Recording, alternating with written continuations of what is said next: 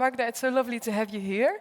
Thank you very much. Yeah, I mean, I already said it in the introduction. This is an important topic, and I think your expertise in the line of work that you do is going to be super valuable, because at BayWa you're very much focused on implementing these large-scale sort of energy projects, right? Also, yes, we are. Yeah. And on an international level too.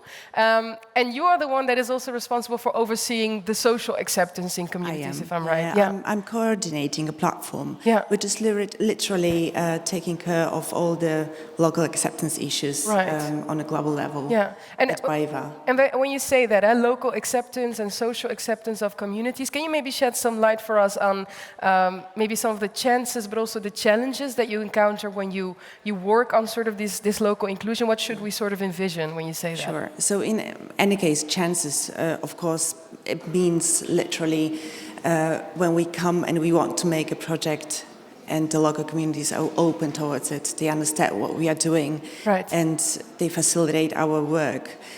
But unfortunately, we are facing many challenges all over the world, and I would say in general, they are all based on the same thing. In most cases, it's lacking education or understanding for the technology. This is the main problem. So we try always to educate the local people. We try to bring them closer to the thing what we are doing, to show pros and cons, and to help them to understand what it's all about. Because, of course, our focus is sustainable projects, and we want to make sure everybody understands what we are doing and is not being afraid. Because can you elaborate on that? Because that's quite interesting, right? So you say that education is a big part, sort of giving context to what you're doing. Why is it important? Where does it come from? What are more things that you sort of do to make sure that the people affected by these new projects also sort of benefit from them, so to say?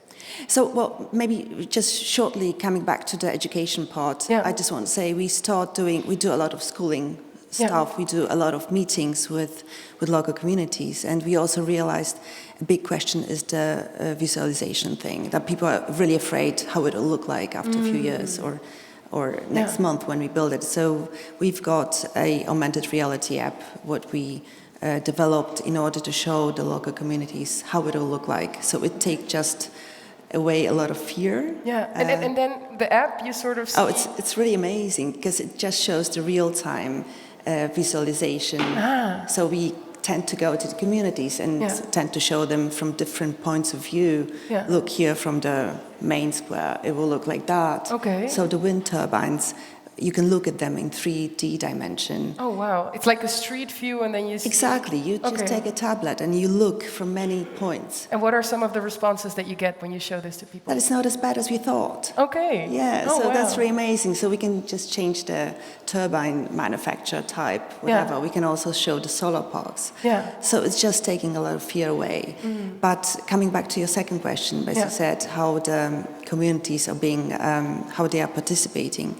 So we started a couple of years ago different programs, participation programs, where the municipalities and also single citizens can take part in financial participation. So we've got those kind of programs. When you say financial participation, in what way? So they help fund or invest, it becomes like... It's kind of like crowdfunding, literally. And it depends from country to country, of course, to the size of a project and to the amount of participants interested.